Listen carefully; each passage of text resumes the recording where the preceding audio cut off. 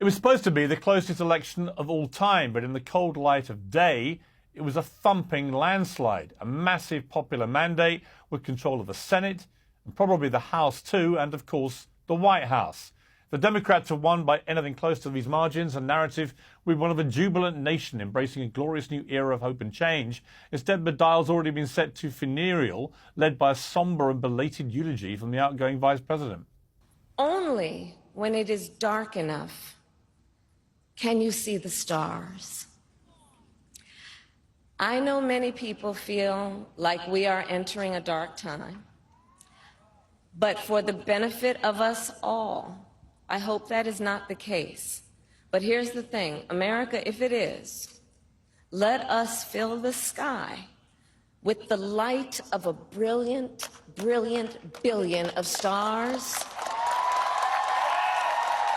The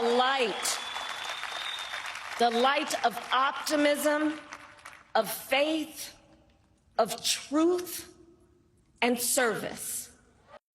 Sorry, but what the hell is she talking about? Honestly. There are 5 stages of grief. It's not unreasonable to say that Donald Trump got stuck on denial in 2020, but Harris campaigners and the legacy media are moving quickly into anger and depression. Hey there. How are you doing? If you watch the show regularly, I'm guessing you're not doing great.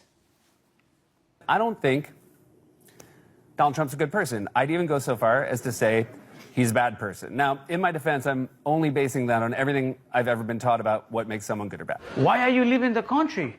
I can't stay for another 4 years of this. Who knows what he's going to do? This is not the end.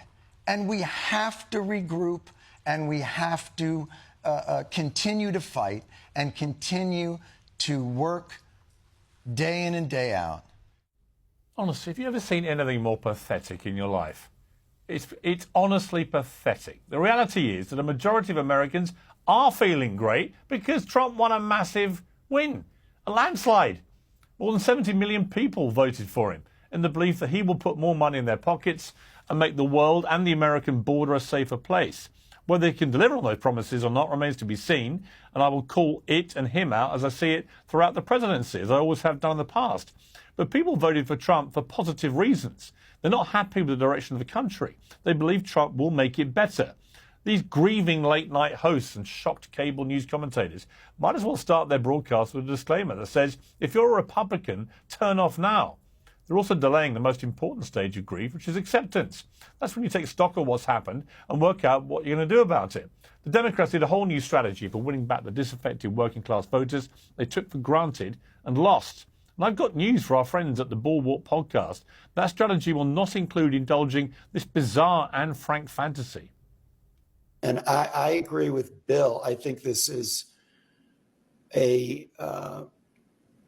just a horrific event in American history. And we've got a period of disillusionment that we're going to have to deal with before we mobilize the resistance. And I think it will be the resistance. I'm prepared to put undocumented people in my attic.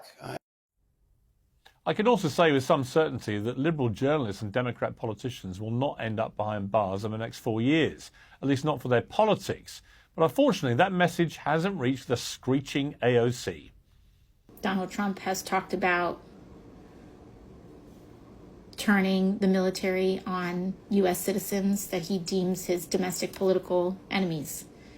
Authoritarians and people that he affiliates closely with and strongmen abroad in regimes like that, it is not uncommon to jail political dissidents or legislative opponents.